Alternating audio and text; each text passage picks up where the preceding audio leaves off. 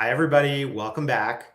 I got to admit that this is one that I've been waiting for a while because Dan and I often have like really good conversation about lots of stuff. And I think like, oh, if only somebody else could listen and benefit from this, that would be really good for the world for people to hear. So for those of you who are here for the first time, I'm Roy. I'm a startup investor in the future of work. We do a question every so often with some practical dilemma that people have at work. And our guest here today is Dan Manian, who is a founder in whom we've invested. His company is called Donut. I'm going to let him describe what Donut does, but it makes organizations work better and we enjoy using it. And as we talked beforehand, the question that was coming up is lots of people love to think that they have like an innovation culture because they got a person with purple glasses in their company or that they come up with new ideas, but like the real tradecraft of how do you make it work? So how can I get the people to work with that I work with to have more ideas? That is the question we're going to talk about. And Dan, thank you for being here. Thanks for having me, Roy. I'm excited to be here. So how do we do it? So I think, and we frame this as more ideas deliberately, not like how do we get to have more wacky ideas, because I think the key to wacky ideas is actually just more ideas, like getting the juices flowing and creating that environment. So right. I've heard people say like the key to having some successful ideas to have lots of unsuccessful ideas. So just being in the practice of, exactly. of idea volume. Exactly. So I think to me, two of the key ingredients are one, making the space for ideas. If there's no space and place for ideas to go, well, you're not going to get a lot. And the second is inspiration for ideas, because I think the more inspired folks are, the more ideas they're going to have. So yeah, keep talking, because I'm going to ask you about like, how do you do those two things? Yeah. So I'll talk about space first. I've learned, and I didn't always do this. Actually, in the beginning, I thought the space was like a brainstorm. And I think that is a key space. A brainstorm meeting, you mean? Like a meeting where you say, now we shall brainstorm. Yes. And we do those all the time. So I'm not anti-brainstorm, I'm actually quite pro-brainstorm. But that is not the only space and place, and different people are going to have ideas at different moments. We at Donut, we actually frequently have brainstorms with the entire company. We'll do Zoom breakout rooms, and we'll have structured prompts, and we'll use a FigJam board, and we actually have our own FigJam widget that helps you like get juices flowing for wacky ideas. But I can talk more about that. But part of it is building the muscle. Like we do that pretty regularly. How regularly? So like, let's talk tactics. How often? Because I mean, look, this is a company that has, a certain openness to the new in its DNA, but how often are you talking about? I would say with the whole company, maybe once a month. Wow. It could be a brainstorm about a new product. It could be. How big is the company now? Just so folks have a sense of scale. Yeah, we're 23 people right now. So if you were like a manager of managers in a larger organization and had 20 or so people doing some, not blank canvas, but prompted blank canvas brainstorming is a monthly activity for you. That's pretty frequent. Yeah. And the topic varies. It could be the product and engineering team. We're starting to build a new product. Let's do a brainstorm around this particular feature. It could be the people team saying, let's do a brainstorm around our culture and new initiatives we should do internally. So this can be applied to so many different things. And I think that's part of where the frequency comes in. Yeah. If you're just like waiting for a big product launch, well, maybe that's not going to happen that frequently. But if you broaden the scope of what should we do brainstorms on, it's going to come up more often. And so let me just make sure I understand. So a lot of people would say like, oh, we don't need to do separate ideation brainstorming. I don't even know the etymology of the word brainstorming, but separate brainstorming sessions, because like that's what we're supposed to do all the time in every meeting. And your point is, if you set up a dedicated space for it, then what you get is that coming up all the time, more often in lots of other contexts. Yes. And then I think the other thing that we do, if it's a deliberate brainstorm, is we have a few kind of guidelines. One of the most important ones for me is idea generation is separate from idea evaluation. And we never do those. I'm terrible at that. Right? Because what you want to do is encourage people to I'm terrible at that. Yeah. Is really be uninhibited in having wacky ideas.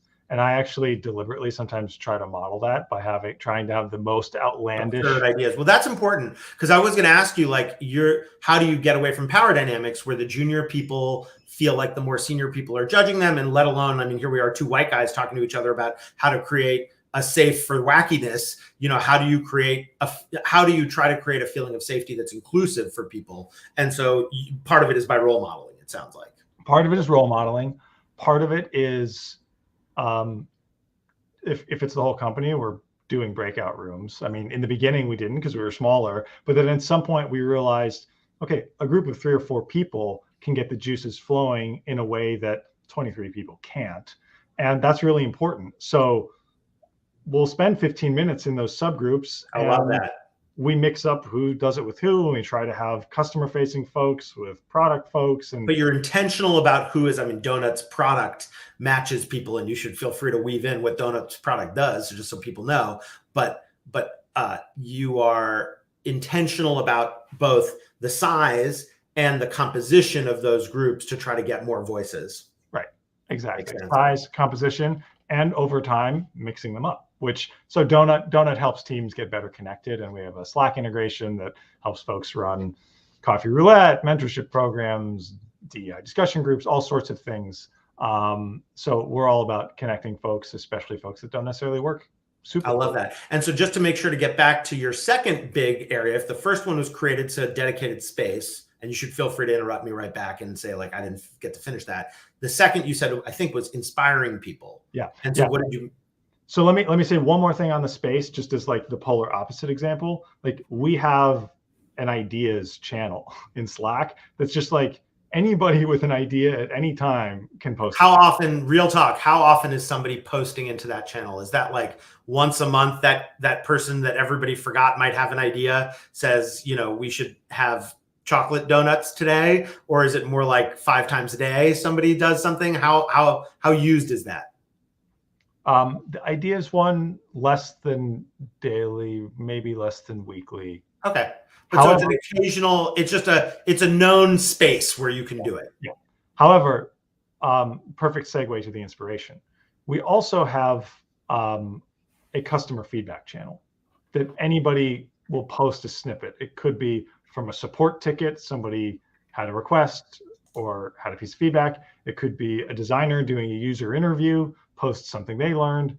It could be a salesperson in a conversation they post. And actually, I think there's probably more frequently an idea that is a thread off of a piece of customer feedback than an ideas channel, because a request or a piece of feedback is inspiring, right? Like, that's a thing for us to react to that leads to, what if we did this? What if we offered that? Oh, I love that. Sometimes that turns into a little Slack brainstorm in a thread.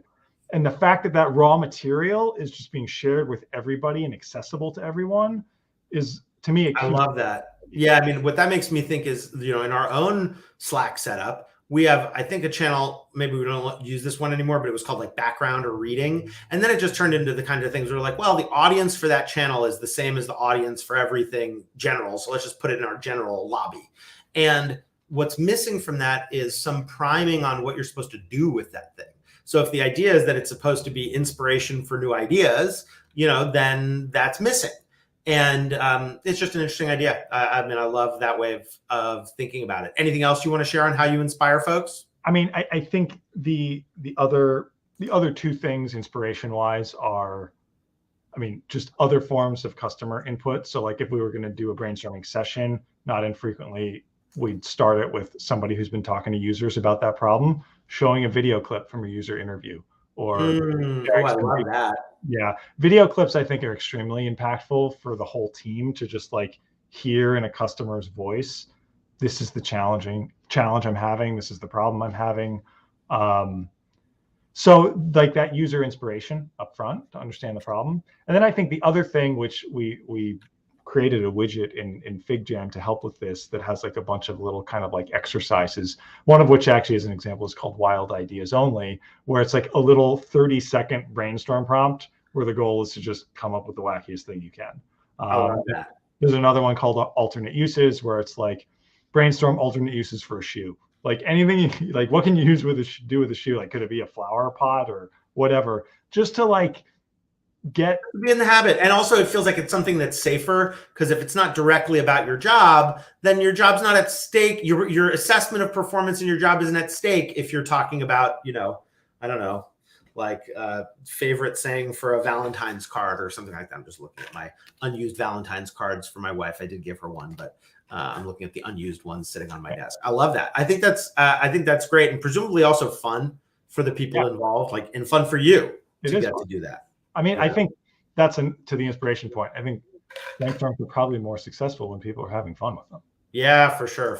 I mean, there's a like a level of safety. All right. Any parting thoughts before we wrap? I